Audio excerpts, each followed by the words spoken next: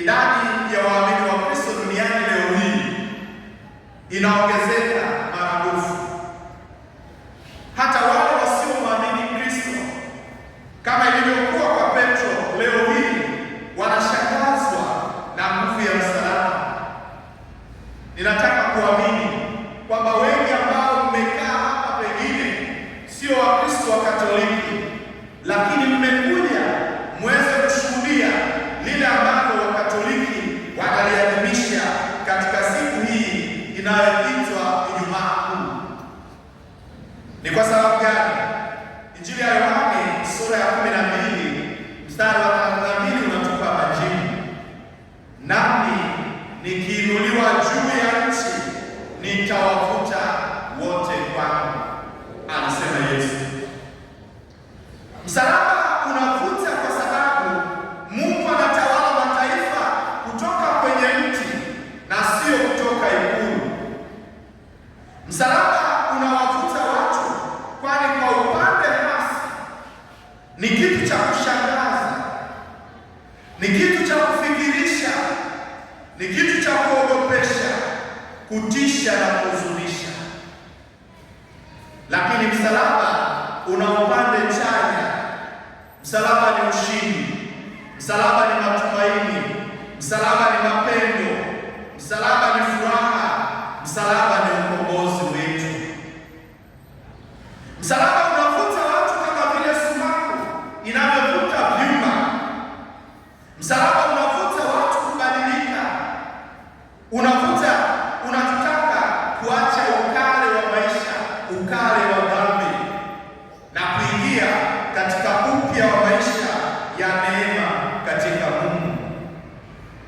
Msalaba unatuvuta kuliombea kanisa, kumwombea Baba Mtakatifu, kuwaombea wenye daraja, kuwaombea wanafunzi wa dini, kuombea umoja wa kanisa, kuwaombea Wayahudi, kuwaombea wasiomjua Kristo, kuwaombea wasiomjua Mungu.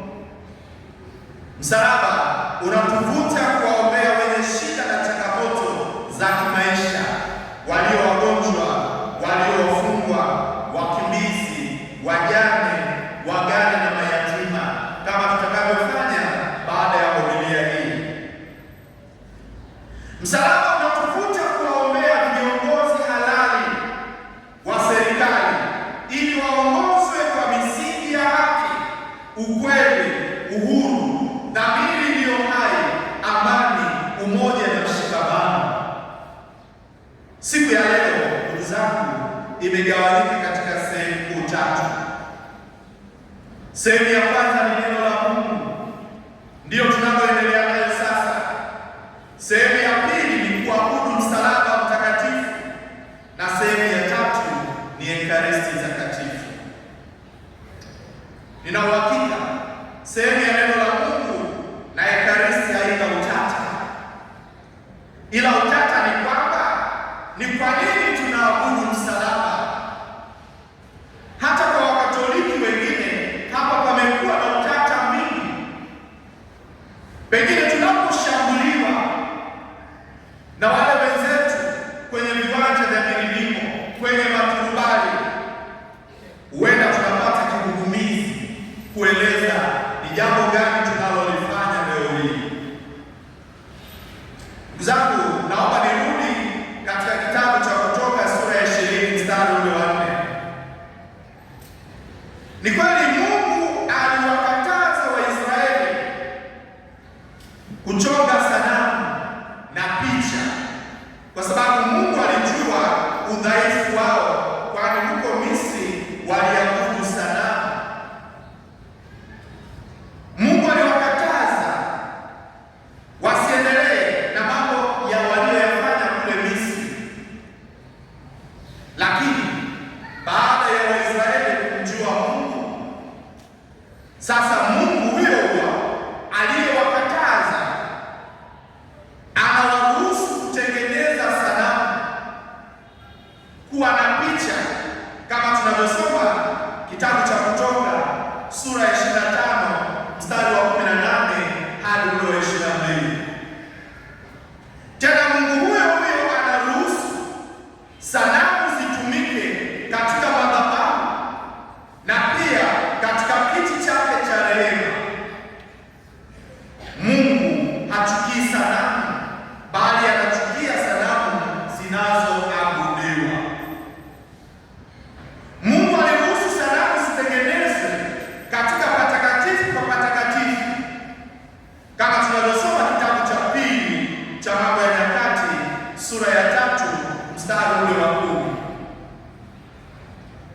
swali la msingi la kujiuliza, je, sisi Wakatoliki tunaabudu sanamu? Tunaabudu picha? Siku ya Ijumaa Kuu katika ibada ya mateso ya Bwana kuna mwaliko anaotoa padre au anaotoa shemasi unaosema, huu ndio mti wa msalaba ambao wokovu wa dunia umetundikwa juu yake. Kisha ninyi waamini mnaitikia, njooni, njooni, njooni tuabudu. Sasa tangazo hilo kwamba huu ndio mti wa msalaba ambao wokovu wa dunia umetundikwa juu yake linataka kusema nini? Je, Wakatoliki tunaabudu mti? Je, ibada ya Ijumaa Kuu ina maana gani, hasa ile ya kuhusu msalaba? Mbona imeandikwa usije ukajifanyia mfano wa sanamu na kuiabudu? Kwa maana mimi Bwana Mungu wako sifananishwi na sanamu yoyote au na kitu chochote kilichotengenezwa na wanadamu. Kitabu cha Kutoka sura ya 20 mstari wa 4 hadi wa 5 na mstari wa 6 hadi wa 10. Ndugu zangu, naomba nisisitize na mnielewe vizuri. Wakatoliki hawako kinyume na maandiko matakatifu kwa kuwa na picha au sanamu tulizo nazo hapa kanisani au majumbani kwetu. Mfano, sanamu ya Bikira Maria, sanamu ya Mtakatifu Yosefu, sanamu ya moyo mtakatifu wa Yesu. Lakini wapo wasiojua wanatushutumu sisi Wakatoliki na wanatumia maandiko matakatifu kupotosha, na kwa sababu ya kutokujua mambo hayo, mara nyingine tunapata kigugumizi. Ndugu zangu, sisi Wakatoliki tunapaswa kujibu shutuma hizo kwamba hatuabudu mti, hatuabudu sanamu wala picha, na wala hatupingani na maandiko matakatifu kwa kuwa na sanamu au picha, iwe ni kanisani au majumbani kwetu. Hata hivyo, watu inapaswa kuelewa vyema kile tunachoamini, na hiyo ndiyo dhana nzima ya homilia yangu ya leo. Ninakusudia kulifafanua jambo hili ili liweze kueleweka vizuri, ili tusiwe na kigugumizi kuwajibu wale wanaotushutumu. Jambo la kwanza, napenda kuweka mambo mawili bayana. Kuna tofauti ya kuabudu na kuheshimu. Kuna tofauti ya kuabudu na kuheshimu. Anayeabudiwa na mwenye haki ya kuabudiwa ni Mungu peke yake, Mungu Baba, Mungu Mwana na Mungu Roho Mtakatifu. Huyo ndiye peke yake anayeabudiwa, na ibada ya kumwabudu Mungu katika nafsi tatu inaitwa latria. Zaidi ya hapo, hakuna mtu, hakuna kiumbe wala chochote kinachoabudiwa. Ndio kusema ya kwamba mtu au kiumbe au kitu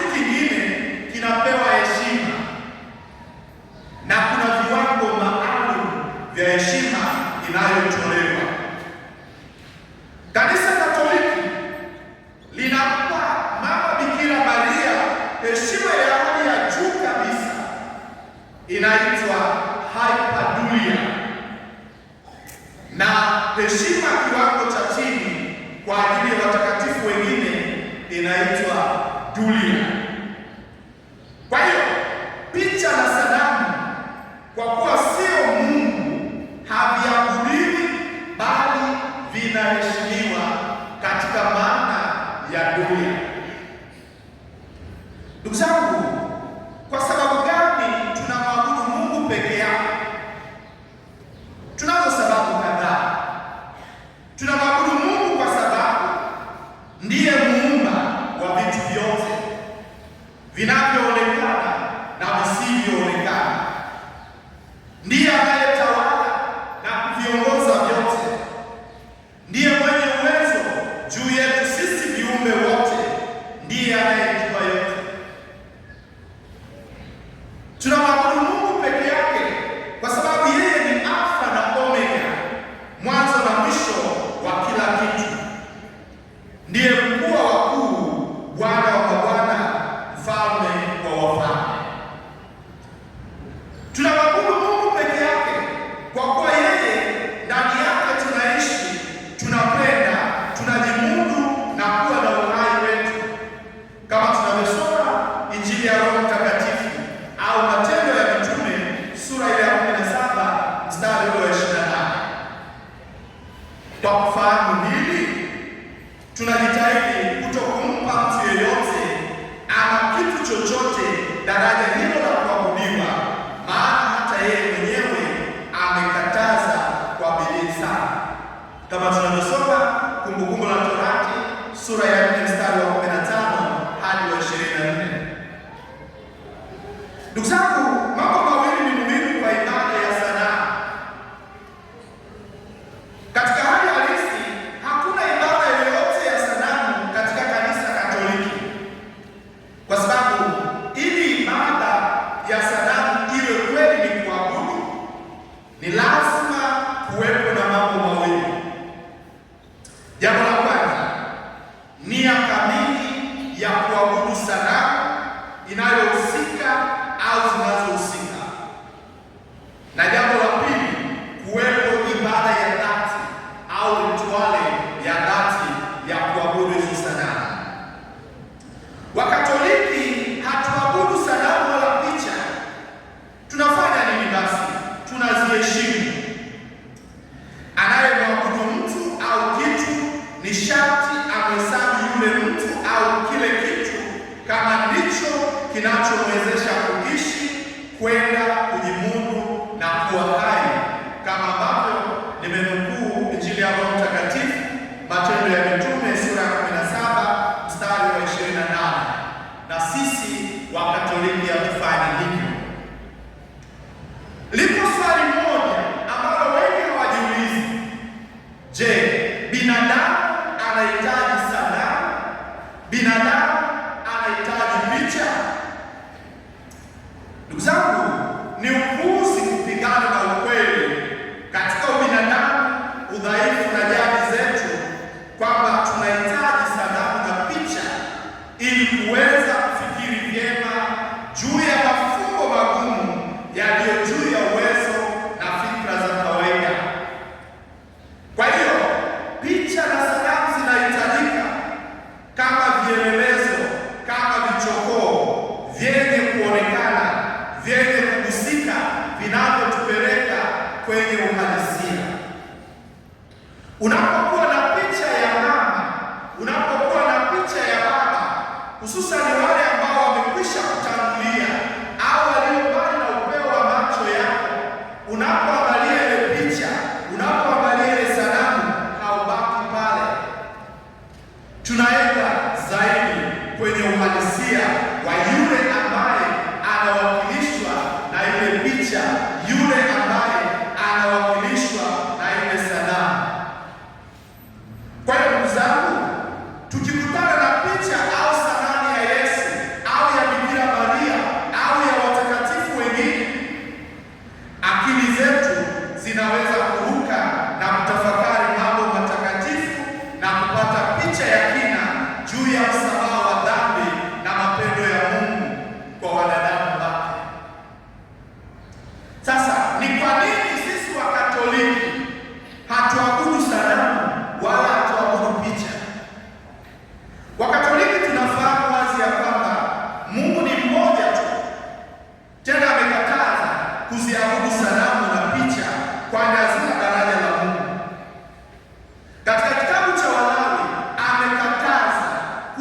kuzigeukia na kuzisujudia picha. Walawi sura ya 19 mstari ule wa 4. Watu wameaswa kuziepuka sanamu na ibada kwa sanamu, kama tunavyosoma waraka wa kwanza wa Yohani sura ya 5 mstari wa 21. Sisi wa Katoliki tunajua tena ya kwamba sanamu na picha hazina uwezo wowote. Zaburi ya 115 mstari wa kwanza hadi wa 9. Halafu kuziabudu ni jambo la kidunia, nalo halitampeleka yeyote mbinguni, kama tunavyosoma kitabu cha Isaya sura ya 45 mstari wa 16, wa Galatia sura ya 5 mstari wa 20. Kwa kifupi, Wakatoliki tunajua ya kwamba kuziabudu sanamu na picha ni haramu. Waraka wa kwanza wa Petro sura ya 4 mstari wa 3. Lakini napenda kusisitiza jambo hili. Je, Mungu anachukia sanamu? Mungu anachukia picha? Ukweli ni kwamba picha na sanamu ambazo hazipewi daraja la kwanza latria zinakubalika mbele ya Mungu.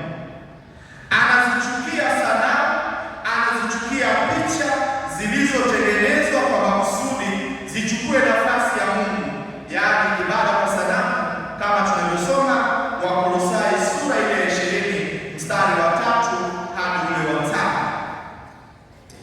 Ndugu zangu, kuna mazingira maalum ambapo Mungu alimwagiza Musa kutengeneza sanamu mbili za makerubi, azibandike kwenye sanduku la agano, wakifunike kiti chake cha rehema, kama tunavyosoma kitabu cha Kutoka sura ya 25 mstari ule wa 18 hadi wa 20, Waebrania sura ya 9 mstari ule wa 5.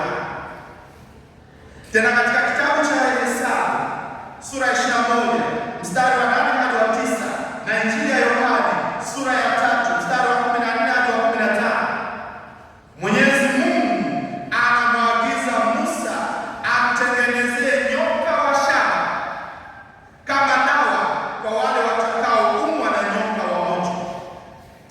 Alielezwa kwamba wale watakaoumwa na nyoka wa moto wakimtazama yule nyoka wa shaba kwa imani watapona. Hesabu sura ya 21 mstari ule wa 8 hadi wa 9, na Yohana sura ya 3 mstari ule wa 14 hadi wa 15. Musa alitekeleza maagizo haya, naye Mungu alifurahi. Basi kwa maagizo haya mawili ni hakika ya kwamba Mungu hachukii kila sanamu na kila picha, bali zile zilizokusudiwa kuchukua nafasi yake, yaani daraja lake la umungu wake. Yule nyoka wa shaba alikuwa dawa kwa watu walioumwa na nyoka wa moto. Watu hawakumwabudu yule nyoka wa shaba, lakini walipona, sio kwa sababu ya nguvu ya yule nyoka, ila kwa nguvu ya Mwokozi zilizokuwa nyuma yake. Ndiyo maana Yesu anapokuja anasema, nitakapoinuliwa juu nitawavuta wote kwangu, na wote watakaonitazama hakika watapona. Ninathubutu kusema ulimbukeni wa kuto kuyafahamu maandiko ndio unaowafanya wengi kwenye viwanja vya milimiko, kwenye maturubai na hata ndani ya kanisa kuwashambulia Wakatoliki kwamba wanaabudu sanamu. Kwa mafundisho haya usiwe mnyonge. Kwa ushahidi ambao nimeutoa, Mungu hachukii kila sanamu wala picha, na ninawaalika msome sehemu zifuatazo: kitabu cha Kutoka sura ya 29 mstari wa 37, kitabu cha kwanza cha Wafalme sura ya 7 mstari wa 29, kitabu cha pili cha Mambo ya Nyakati sura ya 3 mstari wa 10, kitabu cha Hekima sura ya 16 mstari wa 7, kitabu cha Ezekieli sura ya 41 mstari wa 17 hadi wa 21, Waebrania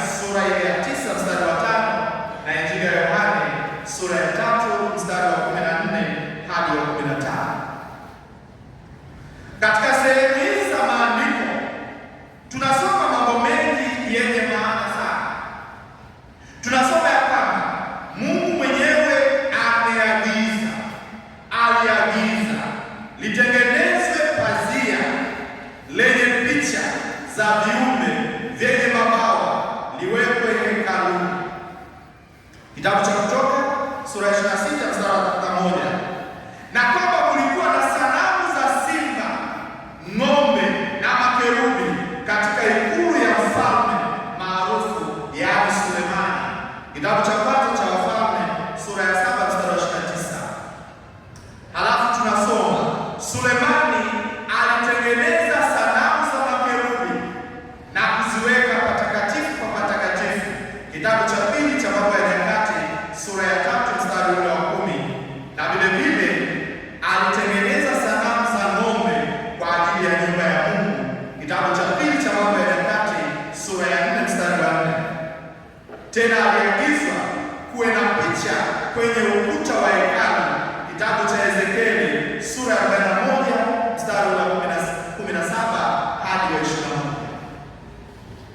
Kwa ndugu zangu, tunasoma pia katika Agano Jipya kwamba yule nyoka wa shaba aliyeinuliwa jangwani, ambaye kwaye watu wanaponywa walipomtazama kwa imani na kumtambua Mwokozi aliyewakilishwa naye, alikuwa ni mfano wa Yesu Kristo ambaye ni Mwokozi. Hii ni typology, yaani kulinganisho. Haya yote yanatuambia kwamba Mungu hachukii kila sanamu na kila picha. Pengine ni lazima tujiulize pia, ubaya wa sanamu au picha uko wapi? Ubaya wa sanamu katika kuzipa sanamu au picha daraja la Mungu. Kama picha au sanamu hazipewi daraja hilo, yaani latria, si hatari wala sio lolote. Ndiyo, kwa msingi huo mtu anaweza kuwa na sanamu, anaweza kuwa na picha nyumbani mwake, na tunazo sanamu hapa kanisani kwa ajili ya sala, kwa ajili ya heshima, na kwa kufanya hivyo Mungu hakasiriki, bali anafurahia. Kwa hiyo ndugu zangu, mmoja anaweza kumiliki picha au sanamu, na kwa sababu hiyo hawezi kushutumiwa ya kwamba anaabudu sanamu. Agano la Kale linaonyesha ya kwamba ibada ya kuziabudu au kuzisujudia sanamu inahusika na matendo 9. Yapo matendo 9 ambayo ukiyafanya hayo unaabudu sanamu, na hiyo ni kufuru. Jambo la kwanza ni kuzitolea sanamu au picha sadaka, kama vile sadaka ya kuteketezwa, na hayo tunayasoma kitabu cha Hosea sura ya 4 mstari wa 13. Wengine wanatolea sadaka za nafaka, vyakula na umwagaji wa maji. Kitabu cha pili cha Wafalme sura ya 5 mstari wa 17. Tendo la pili ni kuzitolea ubani kwa heshima kamili. Kitabu cha kwanza cha Wafalme sura ya 11 mstari wa 8, Isaya sura ya 67 mstari wa 6, na Yeremia sura ya 7 mstari wa 18. Tendo la tatu ni kufanya matambiko kwa sanamu hizo au kwa picha hizo, Isaya 57 mstari wa 6. Jambo la nne ni kuzitolea sanamu zaka, sehemu ya 10 ya mapato ya mwaka na mzao wa kwanza wa mashambani, Hosea sura ya 2 mstari wa 8. Jambo la tano ni kuziandikia meza mbele yako, Isaya 65 mstari wa 11. Jambo la sita ni kuzibusu sanamu kwa kuzisujudia kana kwamba ni Mungu katika nafsi 3. Kitabu cha kwanza cha Wafalme sura ya 19 mstari wa 18, Hosea 13 mstari wa 2, na Ayubu sura ya 31 mstari wa 2. Jambo la saba, kuziinulia sanamu mikono katika kuzisujudia, Isaya 44 mstari wa 20, na kuziangukia sanamu kifudifudi ama kuzipigia magoti kwa maana ya kuziabudu na sio kuziheshimu. Na jambo la 9, kuzichezea ngoma na wakati mwingine kujikatakata kwa visu kama kitendo cha ibada kwa sanamu, kama tunavyosoma kitabu cha kwanza cha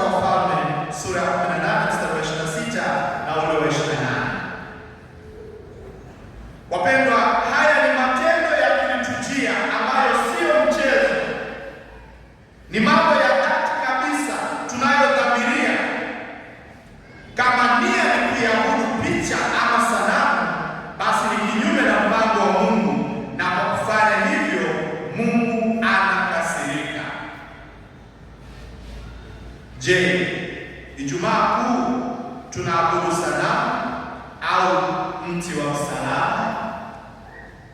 Muda sio mrefu litafuata tendo hilo la kuabudu msalaba. Nini maana yake? Ni nini kile kinachoitwa ibada ya kuabudu msalaba inayoendeshwa Ijumaa Kuu? Naomba nikiri kwamba neno kuabudu msalaba linatuangusha sana Wakatoliki. Hata hivyo, ushahidi wetu umo katika kukijua kile tunachokifanya, ule mmoja alionao ambao wengi hawajui. Basi kinafanyika nini? Kinachofanyika ni kuheshimu mti na kumwabudu wokovu, yaani Yesu. Naomba nifafanue kidogo. Jina la Yesu kwa Kiebrania ni Yeshua au Yoshua, ambalo kwa Kiswahili maana yake ni wokovu. Injili ya Mathayo sura ya 1 mstari wa 21 na ule wa 25, Injili ya Luka sura ya 1 mstari wa 31. Kumbe mwaliko anaotoa padre au shemasi, huu ndio mti wa msalaba ambao Yesu, Yeshua au Joshua, yaani wokovu, umetundikwa juu yake. Tunapoitikia njoni, njoni, njoni tuabudu, tunachoabudu ni wokovu, yaani Yesu ambaye ni Yeshua, ambaye ni Yoshua. Kumbe katika mwaliko huo tunaitwa kumwabudu Yesu ambaye ni wokovu wetu, aliyetundikwa juu ya msalaba. Katu hatualiki kuabudu mti, bali tunauheshimu ule mti ambao Yesu alitundikwa juu yake, na tunamwabudu Yesu ambaye ni wokovu wetu, aliyeandikwa msalabani. Kwa hiyo ndugu zangu, tunaalikwa wote kujongea mbele kwa jicho la imani kwenda kumwabudu Yesu. Tunachofanya Ijumaa Kuu ni kumwabudu Yesu, Yoshua, wokovu wetu, mwokozi wetu. Kwa sababu hiyo, yote tunayoyafanya katika siku hii tunayafanya vyema na kwa haki, kwani Yesu Kristo peke yake ambaye ni wokovu wetu, ambaye ni mwokozi wetu, yeye ni Mungu na ni Mungu peke yake anayestahili kuabudiwa. Na kama Mkristo hamwabudu Yesu Kristo ambaye ni mwana wa Mungu na ni Mungu kamili, ana makosa makubwa sana. Kutokumwabudu Yesu ambaye ni wokovu wetu, ambaye ni mwokozi wetu, ni sawa na kumkana Mungu. Yesu Kristo, nafsi ya pili ya Mungu, ana haki ya kuabudiwa, na kufanya hivyo sio uzushi. Wanaohoji mantiki ya ibada yetu hii wakae pembeni, wajiepushe na hali hiyo ya ukana Mungu ambayo wanafikiri, ambayo sisi hatufanyi. Na kama unashindwa kujitetea, mwambie. Kama usivyoweza kufahamu utamu anaopata mbwa anapokula mfupa, ndivyo usivyoweza kufahamu imani yetu ilivyo tunapomwabudu Yesu, wokovu na mwokozi wetu, aliyekufa kwa ajili ya kutukomboa sisi wanadamu. Wapendwa, msalaba una umuhimu gani kwetu sisi wa Kristo? Kama nilivyokwisha kueleza, msalaba ni sahihi ya upendo baina ya Mungu na wanadamu. Neno linasema, jinsi hii Mungu alipenda ulimwengu hata akamtoa mwanaye wa pekee, ili kila amwaminie asipotee, bali awe na uzima. Ieleweke ya kwamba Mungu hakumtuma mwanaye ulimwenguni ili auhukumu ulimwengu, ila ulimwengu upate kuokolewa katika yeye. Tena Yesu mwenyewe anasema, kama vile Musa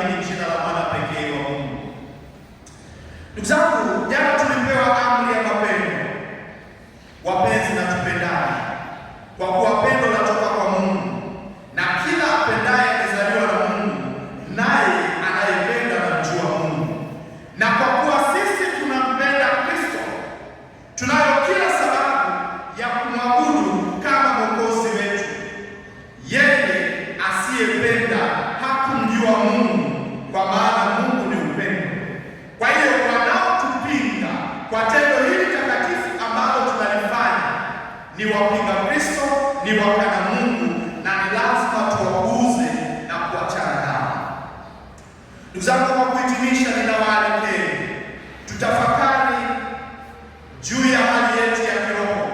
Mchango wetu katika maadhimisho haya ya Ijumaa Kuu ni nini? Wewe uko upande gani? Mungu anatupenda na tunaalikwa tupumzike ubaya wa moyo, tufufuke pamoja na Kristo. Dhambi nyingi tunazitenda kwa sababu ya kukosa fadhila ya unyenyekevu. Tunakuwa na kiburi, tunakuwa na majivuno, hatusikilizi ushauri wa wengine, ushauri wa viongozi wa kanisa, na tunajiona tunafahamu kila kitu. Na kwa sababu ya ujuaji huo, mara nyingine tumelishwa matango pori, na katika hayo tumepotoka na kuwapotosha wengine. Kristo anasema, heri wapole, maana watairithi nchi. Kristo alikubali kuteswa kwa hiari yake ili kutimiza kazi ya ukombozi, na kwa sababu hiyo alionyesha mapendo makubwa kwetu sisi kwa kutuachia mfano. Je, mimi na wewe tuko tayari kuvumilia mateso ili kutimiza mapenzi ya Mungu? Mara nyingine kwenye viwanja vya milimo tumeambiwa tusiandamane na mateso. Hao ni wapinga Kristo, sababu Kristo mwenyewe anasema, anayetaka kuwa mfuasi wangu hana budi kujikana, kuubeba msalaba na kisha kunifuata. Je, uko tayari kupokea msalaba wa maisha na kumfuasa Kristo? Tuko tayari kupokeana na kusaishana kindugu ili kuweza kuishi pamoja kama familia na jumuiya moja? Kristo ametuonesha upendo mkubwa na anatutaka tufufuke, tufuate mfano wake kwa kuwapenda jirani zetu na hata kuwapenda maadui zetu. Mimi na wewe tuko tayari kuishi hayo?